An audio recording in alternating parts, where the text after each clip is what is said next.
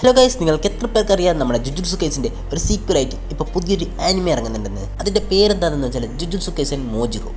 എങ്ങനെയാണ് പറയുന്നത്, കൃത്യമായിട്ട് പ്രൊണൗൺസ് ചെയ്യേണ്ടത് എങ്ങനെയാണെന്ന് എനിക്കറിയില്ല. അപ്പോൾ നിങ്ങളിൽ എത്ര പേർക്ക് ഇതിനെപ്പറ്റി അറിയാം?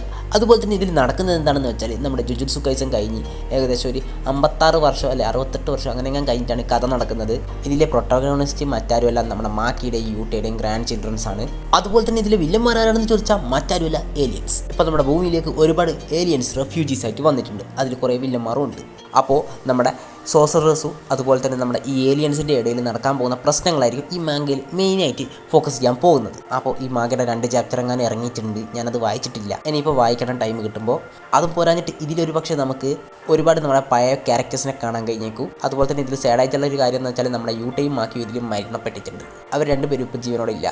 അപ്പോൾ നമുക്ക് കൂടുതൽ ചാപ്റ്റർ ഇറങ്ങുന്നവരെ കാത്തിരിക്കുക. എന്നതിനെക്കുറിച്ച് ഡീറ്റെയിൽഡ് ഒരു വീഡിയോ ഇടാം. സോ ഇന്നത്തെ വീഡിയോ ഇത്രയേ ഉള്ളൂ. ഇഷ്ടപ്പെട്ടാൽ നമ്മുടെ ചാനൽ തീർച്ചയായിട്ടും സബ്സ്ക്രൈബ് ചെയ്യണേ.